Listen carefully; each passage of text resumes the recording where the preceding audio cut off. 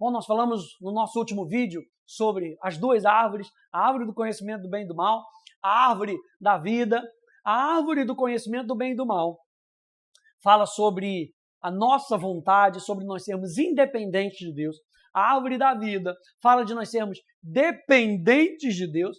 E é aí que a Bíblia começa a falar sobre duas alianças. Hebreus capítulo 9, no verso 15, vai nos lembrar disso. Por isso mesmo, ele é mediador da nova aliança, a fim de que os que foram chamados recebam a promessa da herança eterna. Uma aliança, um pacto, ele é um contrato entre duas partes. Ou seja, eu faço isso para você, você faz isso para mim. Olha, eu sou fazendeiro, então eu tenho aqui o meu pomar, eu tenho aqui os meus grãos, você trabalha aí com defesa pessoal, né? Então, me ensina isso e eu vou te pagar com os meus grãos. Um pacto que é feito entre duas partes. Eu acho interessante que a Bíblia fala de um antigo pacto e de um novo pacto, dessa aliança. E você vê ao longo da história do Antigo Testamento várias alianças que foram feitas com várias pessoas, né? Com Adão, com Noé, com Abraão, com Moisés, com Davi. Tudo isso representando algo do coração de Deus para que eles pudessem experimentar, mesmo que numa medida ainda limitada, algo que Deus queria fazer sobre a terra. Mas em Cristo Jesus, Deus fez uma nova aliança conosco. Então veja bem que Efésios capítulo 2, verso 8 vai nos lembrar, porque pela graça vocês são salvos, mediante a fé. Isso não vem de vós, é dom de Deus. E aqui ele mostra duas partes dessa aliança. A primeira parte é a parte de Deus, que é a graça.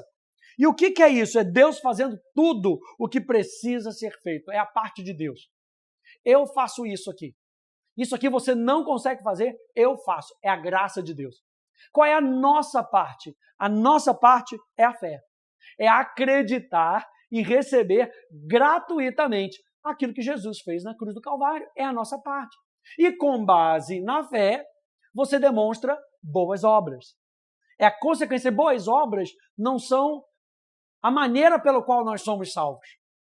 Isso em muitas religiões é a base da salvação deles, são boas obras. No cristianismo, o que Jesus Cristo fez na cruz do Calvário, ele fez pela graça. E nós precisamos receber pela fé, e a partir desse nosso relacionamento pela fé, nós demonstramos boas obras, que são o quê? Que são a consequência de nós vivermos com Jesus. Então nós estamos nesse novo pacto, nessa nova aliança, num novo caminho. E olha só como é que o apóstolo Paulo fala disso. Romanos capítulo 7, verso 6 diz: agora, porém, estamos livres da lei, pois morremos para aquilo o que estávamos sujeitos, para que sirvamos da maneira nova, segundo o Espírito, e não da maneira antiga, segundo a letra. Paulo, então, compara aqui essa questão da maneira antiga, da maneira nova. A nova aliança, gente, não é apenas uma forma como nós entramos no reino de Deus, é uma forma totalmente nova de servir e de viver no reino de Deus. O nosso relacionamento diário com Ele agora é pela graça. Não é mais pelo esforço de tentar cumprir regras externas. É por isso que o apóstolo Paulo fala: agora, porém, estamos livres da lei. Presta atenção que o apóstolo Paulo não fala estamos livres de lei.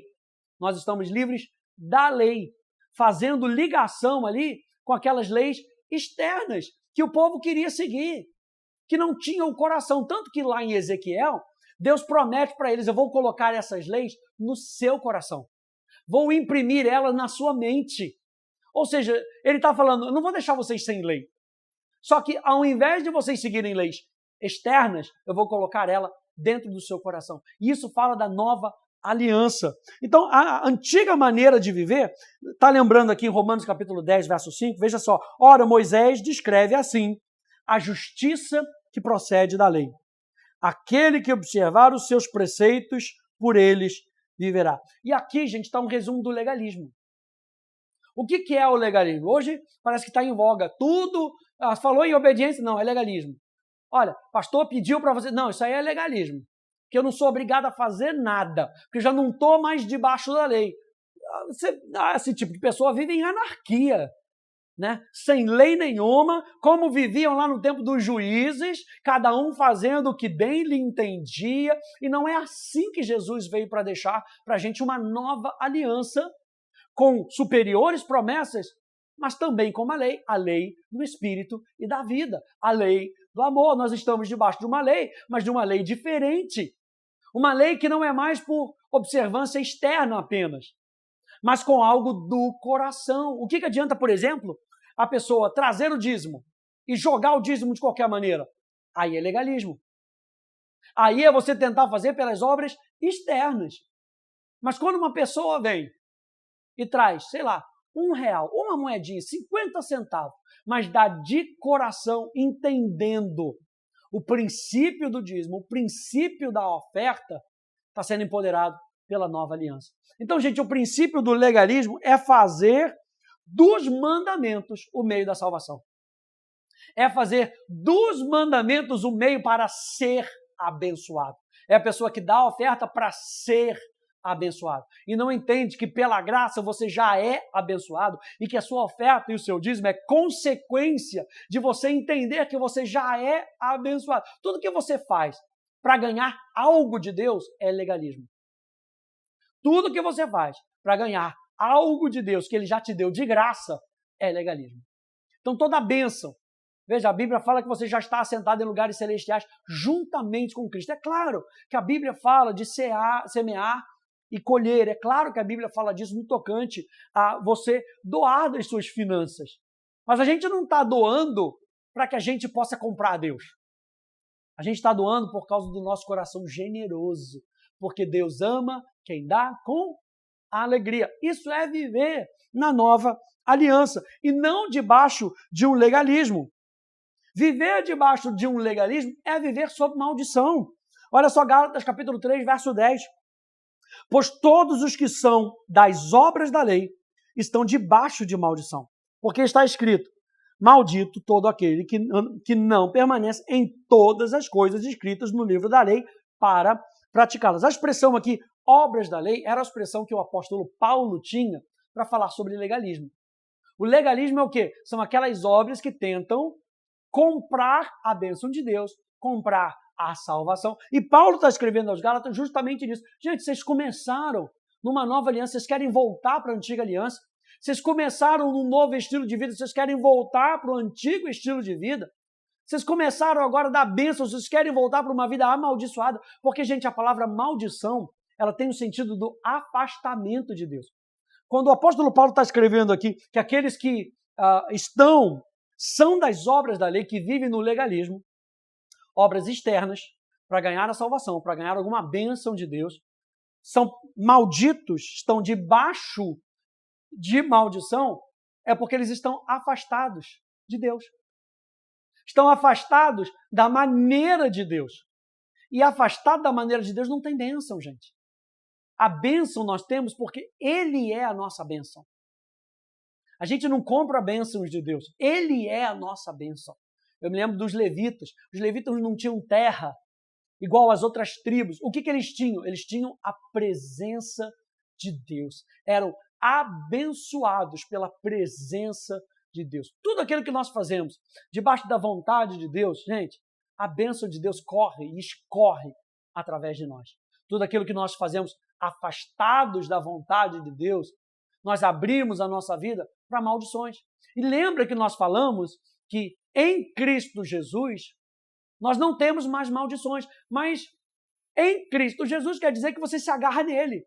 Em Cristo Jesus quer dizer que você vive da maneira dele. Se você sai da maneira dele, você se expõe às coisas desse mundo. E Paulo estava alertando aos Gálatas, dizendo, Gálatas, não vivam mais daquela maneira.